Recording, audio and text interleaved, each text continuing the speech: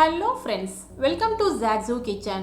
இன்னைக்கு நம்ம zaagzoogkitchenல பார்க்க போறது cook with comaliல செஞ்சிருந்த donuts recipe தான் பார்க்க போறோம். நம்ம செய்யற இந்த donuts வந்து ரொம்ப fluffy and soft-ஆ இருக்கும். அப்படியே நம்ம கடையில வாங்குற donuts மாதிரியே இருக்கும்.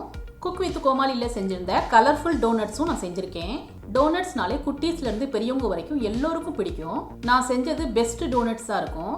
இந்த டோனட்ஸை நம்ம ஹெல்த்தியாக ஹோம்மேடாக வீட்லேயே குட்டீஸ்க்கு வந்து ஈஸியாக ப்ரிப்பேர் பண்ணி கொடுக்கலாம். பிகினர்ஸ் கூட நான் செஞ்சுருக்க ஸ்டெப்ஸை ஃபாலோ பண்ணாலே போதும், ரொம்ப சாஃப்ட் அண்டு ஃப்ளஃபியான டோனட்ஸை வந்து ஈஸியாக செஞ்சிடலாம். வாங்க ஃப்ரெண்ட்ஸ், டோனட்ஸ் ரெசிபி எப்படி செய்யணும்னு பார்க்கலாம். ஃப்ரெண்ட்ஸ், இந்த வீடியோ உங்களுக்கு பிடிச்சிருந்ததுன்னா லைக் பண்ணி ஷேர் பண்ணி சப்ஸ்கிரைப் பண்ணிக்கோங்க. இந்த வீடியோ உங்களுக்கு பிடிச்சிருந்ததுன்னா வீடியோக்கு ஒரு லைக் கொடுங்க ஃப்ரெண்ட்ஸ்.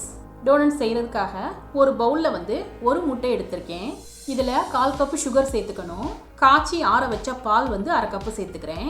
முட்டையோட ஸ்மெல் இல்லாமல் இருக்கிறதுக்காக 1 டீஸ்பூன் வந்து வெண்ணிலா எசன்ஸ் சேர்த்துக்கணும். இப்போ இது எல்லாத்தையுமே ஒரு விஸ்க் வச்சுட்டு நல்லா கலந்துக்கலாம். சுகர் வந்து நல்லா கரையிற அளவுக்கு கலந்துக்கணும். நல்லா கலந்துட்டேன். இதை தனியாக எடுத்து வச்சிடலாம். இப்போ ஒரு பெரிய பவுலில் வெதுவெதுப்பான தண்ணி வந்து 1/2 கப்பு சேர்த்துக்கிறேன். தண்ணி வந்து ரொம்ப சூடாக இருக்கக்கூடாது, வெதுவெதுப்பாக தான் இருக்கணும். இது கூடவே 1 டேபிள் ஸ்பூன் வந்து சுகர் சேர்த்துக்கணும். இப்போ இதில் 1/2 டீஸ்பூன் வந்து ஈஸ்ட் சேர்த்துக்கிறேன். இது வந்து ஆக்டிவ் ட்ரைட் ஈஸ்ட்டு. இப்போ இதை நல்லா கலந்துக்கணும். ஃப்ரெண்ட்ஸ், ஈஸ்ட்டு வந்து நல்ல குவாலிட்டியான ஈஸ்ட் வாங்கிக்கோங்க. அப்போ தான் டோ ரைஸ் ஆகி டோனட் வந்து நல்லா சாஃப்டாக இருக்கும். இதை கவர் பண்ணிவிட்டு ஈஸ்ட் வந்து ஆக்டிவேட் பண்ணுறதுக்காக 5 மினிட்ஸ் அப்படியே வச்சிடலாம்.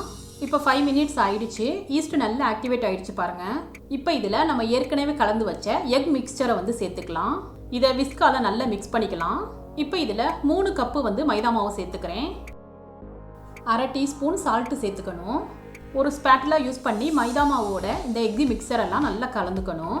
இந்த அளவு கலந்ததுக்கப்புறம் இப்போ இதில் 2 டேபிள் ஸ்பூன் பட்டர் சேர்த்துக்கணும். இப்போ இந்த மாவோட பட்டரை வந்து நல்லா கலந்துக்கணும். ஃப்ரெண்ட்ஸ், சப்போஸ் நீங்கள் கலக்கிற டோ வந்து கொஞ்சம் லூஸாக இருந்ததுன்னா 1 டீஸ்பூன் மைதா மாவு சேர்த்துட்டு மறுபடியும் கலந்துக்கோங்க. இப்போ இது இந்த அளவு கலந்துட்டேன். இப்போ மேட்டில் வந்து கொஞ்சமாக மைதா மாவு வந்து டஸ்ட் பண்ணிக்கிறேன்.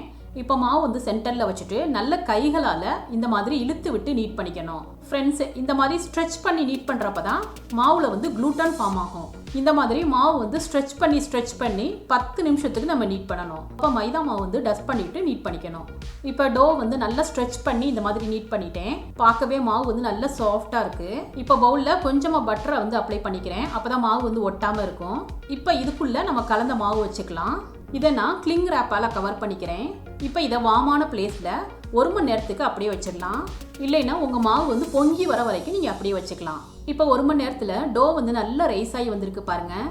இப்போ டோக்கு ஒரு டிஷ்யூம்னு ஒரு பஞ்சு கொடுத்துட்டு இதை மறுபடியும் ஒரு தடவை கலந்துக்கலாம். இப்போ மேட்டில் மறுபடியும் கொஞ்சம் மைதா மாவு டஸ்ட் பண்ணிவிட்டு டோ வந்து சென்டரில் வச்சுக்கிறேன். இப்போ இதை பூரிக்கட்டையால் 1/2 இன்ச்சு திக்னஸ்க்கு நம்ம ரோல் பண்ணிக்கணும். இதை பெருசாக இந்த மாதிரி ரோல் பண்ணியிருக்கேன் பாருங்கள். மாவு வந்து 1/2 இன்ச்சு திக்னஸ்க்கு இந்த அளவுக்கு ரோல் பண்ணிக்கணும். இப்போ இதை கட் பண்ணிடலாம். ஒரு கேப் வச்சுட்டு இந்த மாதிரி சர்க்கிளாக நம்ம வந்து கட் பண்ணிக்கணும். உங்களால் எவ்வளோ சர்க்கிளாக கட் பண்ண முடியுமோ அந்த அளவுக்கு கட் பண்ணிக்கோங்க. இப்போ டோனட் ஷேப்பில் வரதுக்காக இதுக்கு சென்டர்லையும் சின்ன மூடியை வச்சுட்டு இந்த மாதிரி கட் பண்ணிக்கணும். அப்போ தான் டோனட் ஷேப் கிடைக்கும். இப்போ எக்ஸஸாக உள்ள மாவெல்லாம் ரிமூவ் பண்ணிக்கணும். பார்க்குறதுக்கே டோனட் ஷேப் வந்து பர்ஃபெக்டாக வந்திருக்கு பாருங்கள். இப்போ ஒரு ட்ரேயில் வந்து பேக்கிங் பேப்பரை வந்து பிளேஸ் பண்ணிவிட்டு இதுக்கு மேலே நம்ம ரெடி பண்ணி வச்சுருந்த டோனட்ஸை வந்து பிளேஸ் பண்ணிக்கணும். பேக்கிங் பேப்பர் மேலே டோனட்ஸ் வைக்கிறப்ப தான் ஃப்ரை பண்ணுறப்ப டோனட்ஸ் வந்து ஈஸியாக எடுக்க வரும். இப்போ எக்ஸஸான மாவெல்லாம் நம்ம மறுபடியும் டோ மாதிரி கலந்துட்டு இதை மறுபடியும் ரோல் பண்ணிவிட்டு டோனட்ஸ் மாதிரி நம்ம கட் பண்ணிக்கணும். இப்போ நான் எல்லா மாவையுமே டோனட்ஸை ரெடி பண்ணிட்டேன். இப்போ இதை கவர் பண்ணிவிட்டு 1/2 மணி நேரத்துக்கு அப்படியே வச்சிடலாம். அப்போ தான் டோனட்ஸ் வந்து இன்னும் பொங்கி வரும். இப்போ 1/2 அன் ஹவர் ஆகிடுச்சு. டோனட்ஸ் நல்ல ரைஸ் ஆகிருக்கு பாருங்கள். இப்போ ஃப்ரை பண்ணிடலாம். கடாயில் ஆயில் சேர்த்துருக்கேன். ஆயில் சூடானதும் எண்ணெயை நல்லா சூடு பண்ணதும் அடுப்பை வந்து லோ ஃப்ளேமில் வச்சுட்டு ஒவ்வொரு பீஸ் டோனட்ஸையும் சேர்த்துக்கலாம். எண்ணெயில் எவ்வளோ சேர்க்க முடியுதோ அவ்வளோ சேர்த்துக்கோங்க. அடுப்பை வந்து மீடியம் ஃப்ளேமுக்கு அப்பப்போ மாற்றிட்டு லோ ஃப்ளேமுக்கு மாற்றிக்கணும். இப்போ இது ஒரு சைடு நல்ல கலர் வந்து குக் ஆனதும் மறு சைடு திருப்பி விட்டுக்கணும். இப்போ 2 சைடுமே நல்ல கோல்டன் ப்ரௌனாக டோனட்ஸ் வந்து ஃப்ரை ஆகிடுச்சு. இப்போ இதை எண்ணெயிலேருந்து எடுத்துடலாம். பார்க்கவே நல்ல புசுன்னு டோனட்ஸ் வந்து நல்ல சாஃப்டாக இருக்குது பாருங்கள். இதே மாதிரி நான் எல்லா டோனட்ஸையுமே ஃப்ரை பண்ணி எடுத்துக்கிட்டேன். இப்போ இதை பிரித்து காமிக்கிறேன் பாருங்கள். டோனட்ஸ் வந்து நல்ல ஃப்ளஃபியாக சாஃப்டாக இருக்குது. இப்போ டோனட்ஸ் மேலே கிளேஸ் கொடுக்கறதுக்காக இந்த அளவு ஒயிட் சாக்லேட் எடுத்திருக்கேன். இதை மைக்ரோவேவில் 1 மினிட்க்கு மெல்ட் பண்ணி எடுத்திருக்கேன். இப்போ இதில் 1 டீஸ்பூன் வந்து கோகோனட் ஆயில் சேர்த்துக்கிறேன். ஆயில் சேர்க்குறப்ப டோனட் வந்து நல்ல ஷைனிங்காக இருக்கும். நீங்கள் டபுள் பாயிலர் மெத்தடில் கூட சாக்லேட்டை வந்து மெல்ட் பண்ணி எடுத்துக்கலாம். இப்போ டோனட்டை வந்து ஒயிட் சாக்லேட்டில் டிப் பண்ணிக்கணும். இதுக்கு மேலே ஸ்ப்ரிங்கிள்ஸால் டாப்பிங் பண்ணிக்கிறேன். பார்க்குறதுக்கே ரொம்ப அழகாக இருக்குது. நெக்ஸ்ட்டு கொஞ்சமாக டார்க் சாக்லேட் எடுத்துகிட்டு இதையும் மைக்ரோவேவில் வந்து மெல்ட் பண்ணி வச்சுருக்கேன். கோகோனட் ஆயில் 1 டீஸ்பூன் சேர்த்துக்கணும். இப்போ இதில் டோனட்டை வந்து டிப் பண்ணிவிட்டு இதுக்கு மேலே ஒயிட் சில்வர் பேர்ல்ஸால் டெக்கரேட் பண்ணிக்கிறேன்.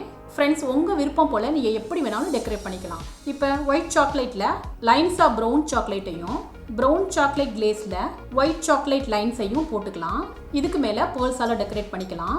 இப்போ குக் வித் கோமாலியில் கலர்ஃபுல்லாக டெக்கரேட் எப்படி பண்ணுறது பார்க்கலாம். நான் 1/4 கப்பு விப்பிங் க்ரீமை வந்து நல்ல ஸ்டிஃப் பீக்ஸ் வர வரைக்கும் அடித்து வச்சுருக்கேன். இப்போ இதை 3 கப்ஸ்லையும் பிரித்து சேர்த்துக்கிறேன். இப்போ இதில் pinch of red colour, blue colour, green கலர்னு சேர்த்துக்கிறேன். இந்த 3 கப்ஸையுமே கலரை வந்து நல்லா கலந்துட்டு இப்போ இதை தனித்தனியாக பைப்பிங் பேக்கில் சேர்த்துக்கிறேன். இப்போ டோனட்ஸை வந்து ஒயிட் சாக்லேட் மேலே இந்த 3 கலரையுமே ஆல்டர்னேட்டாக இந்த மாதிரி பைப்பிங் பண்ணிக்கணும். மேலே வந்து சில்வர் பேர்ல்ஸால் ஸ்ப்ரிங்கிள் பண்ணிக்கிறேன்.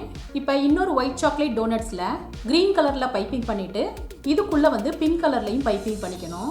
டெக்கரேஷனுக்காக பெப்பர் அண்டு சில்வர் பேர்ல்ஸ் வந்து யூஸ் பண்ணியிருக்கேன். இது CWCயில் செஞ்ச வாட்டர்மெலன் தீமில் இருந்தது. இது எப்படி இருக்குன்னு கமெண்ட்டில் சொல்லுங்கள்.